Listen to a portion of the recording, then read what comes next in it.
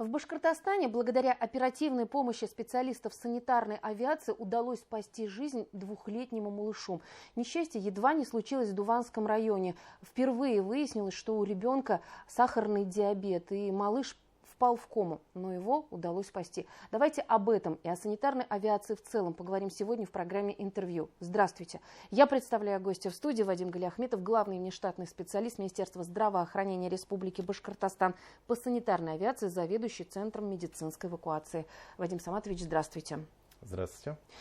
Сегодня вы нам принесли такую чудесную новость. Двухлетнего малыша в Дуванском районе удалось спасти. Вот расскажите подробности этой истории, потому что она действительно очень трогает за живое, что специалисты так оперативно выехали и смогли оказать помощь. Да, все верно. В службу санитарной авиации, в детскую службу санитарной авиации обратились врачи Дуванского района, поставили на учет, что имеется ребенок двухгодовалый с впервые выявленным сахарным диабетом, к сожалению, осложнившимся кетоацидозом.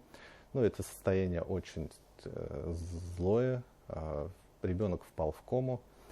Специалисты нашей службы незамедлительно выехали, осмотрели ребенка, стабилизировали в течение около 6 часов. Далее уже следующим же днем вылетел специальный борт, наш вертолет «Ансат», для медицинской эвакуации, для скорейшей транспортировки этого ребенка в детскую республиканскую больницу. То есть его удалось спасти благодаря тому, что все вовремя сделано? На данный момент ребенок в ясном сознании, активный, бегает, признаков диабета, либо осложнений на данный момент пока нет. Терапия была вовремя скоррегированная, идет на поправку. Спасибо вам огромное за вашу работу, за то, что в свое время вы можете своевременно оказать такую помощь. И я правильно понимаю, что санитарная авиация для некоторых жителей нашей республики это едва ли не единственная помощь, единственный шанс на спасение? Да, служба санитарной авиации, она у нас по всей стране, по всей Российской Федерации санитарная авиация работает по национальному проекту «Продолжительная и активная жизнь», где целью этого проекта является увеличение продолжительности жизни жителей России и в том числе нашего региона до 30-го года до 78 лет, до 36-го года это уже до 81 года. И тем самым наша служба, которая подразделяется на 3, так скажем, звена, это санитарная авиация для детского населения, беременных и для взрослого населения. Вадим Саматович, расскажите, в каких случаях прибегают именно к санитарной авиации? Санитарная авиация у нас работает в основном в режиме чрезвычайных ситуаций и в критических состояниях, когда житель нашей республики оказывается в тяжелом положении в районах, в центральных районных больницах, именно в отделении реанимации. У нас есть определенные программы, где мы выявляем данных пациентов, связываемся, и коррегируем, и ведем вплоть до выздоровления. Как вообще принимается решение о том, что сейчас без спасительного вертолета не обойтись? Множество есть факторов, в первую очередь погодные условия, или же даже в летний период целесообразнее вылететь на вертолете, даже на короткое расстояние, в порядка 150-200 километров на вертолете, так как загруженность бывает федеральных трасс, очень большая, пробки, либо же ДТП, где нет возможности обойти этот участок. Поэтому используют вертолет в труднодоступных, это у нас южные районы, горные местности, и в те моменты, когда необходимо максимально быстро доставить специалистов для оказания специализированной помощи, либо же эвакуировать данного пациента в медучреждение 3-го уровня, которое находится у нас в столице. Расскажите, кто принимает именно принципиальное решение о том, что требуется именно санавиация? Это оперативный штаб, комиссия, кто?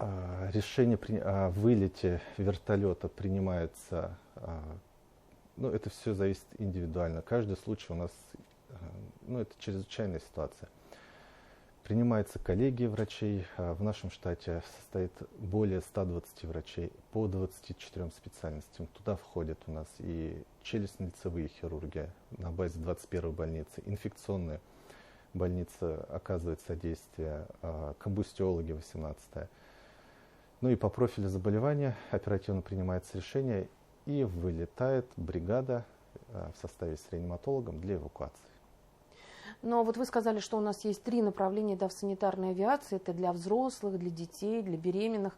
Соответственно, чем отличается перевозка? Может быть, для детей нужно специальное оборудование, какое-то другое. Вот есть какие-то отличия или, в принципе, вертолеты одни и те же?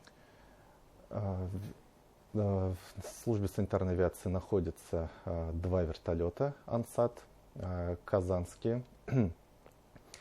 Отличия в транспортировке там существенные. Для транспортировки взрослого населения имеется медицинский модуль, где пациент находится в лежачем положении.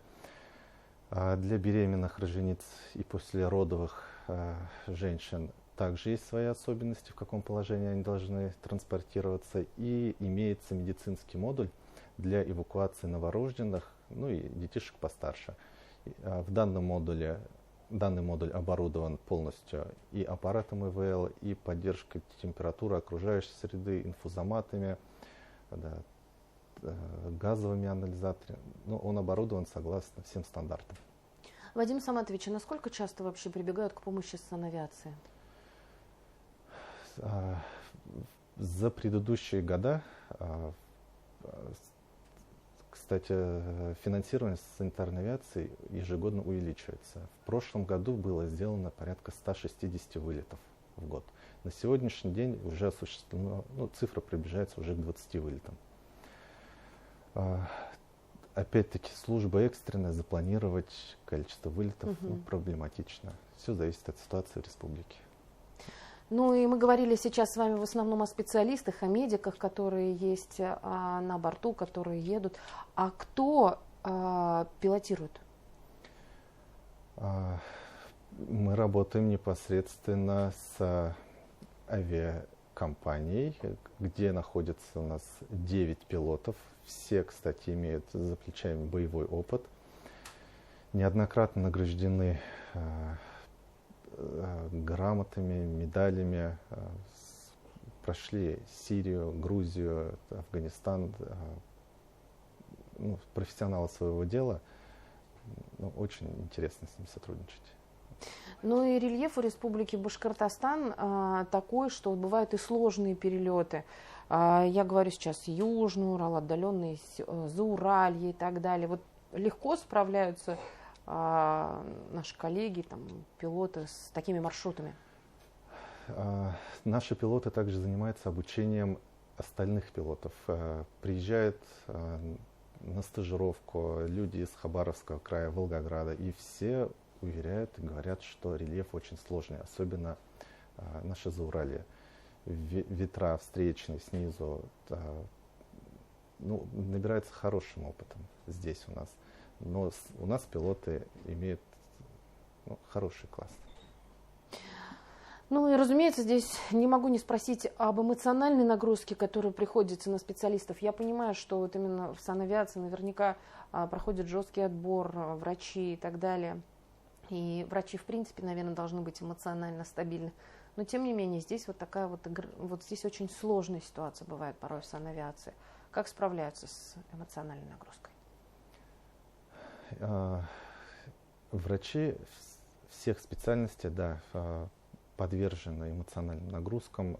Мы стараемся как-то их разгружать.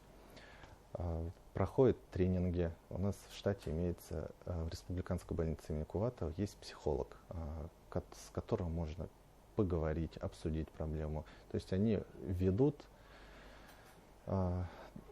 Бывают врачи с эмоциональным выгоранием. Помощь оказывается психологическая также и врачам, и не только пострадавшим при ЧС. Порой такое также бывает. Расскажите, сколько примерно занимает именно по времени решение о вылете? Вот минимально и максимально. С момента подачи заявки медучреждением, Центральной районной больницы, в летний период занимает от момента получения заявки до взлета вертолета это не более 30 минут. В зимний период это же не более 1 часа. За предыдущие года все вылеты были осуществлены своевременно. Вадим Саматович, а были какие-то, может быть, вот в последнее время, часто ли прибегают именно к санавиации? Вы уже сказали о том, что в прошлом году было 160 вылетов, и это число постепенно увеличивается, причем за счет увеличения финансирования в Башкортостане. Но сейчас уже санавиация, я так понимаю, это не роскошь, а это именно то, к чему мы уже привыкли, и что спасает жизни десятков людей, десятков, сотен людей. Да, благодаря финансированию Российской Федерации и субсидированию нашим бюджетом количество вылетов у нас увеличивается ежегодно существенно. То есть мы начинали в первое время, это было сделано 50 вылетов, далее 70, 130, 160, 180 даже было вылетов в какой-то год.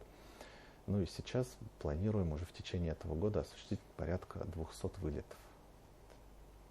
Вадим Саматович, спасибо огромное, что вы пришли сегодня к нам в студию, ответили на наши вопросы, принесли такую чудесную новость о том, что в республике удалось спасти жизнь благодаря вашей службе совсем маленькому малышу, 2-летнему ребенку.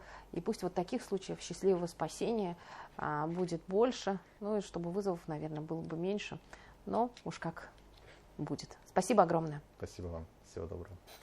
Это была программа «Интервью». На наши вопросы ответил Вадим Галиахметов. Это главный внештатный специалист Министерства здравоохранения Республики Башкортостан по санитарной авиации, заведующий Центром медицинской помощи. Я Роза Хабибуллина. Спасибо, что были с нами.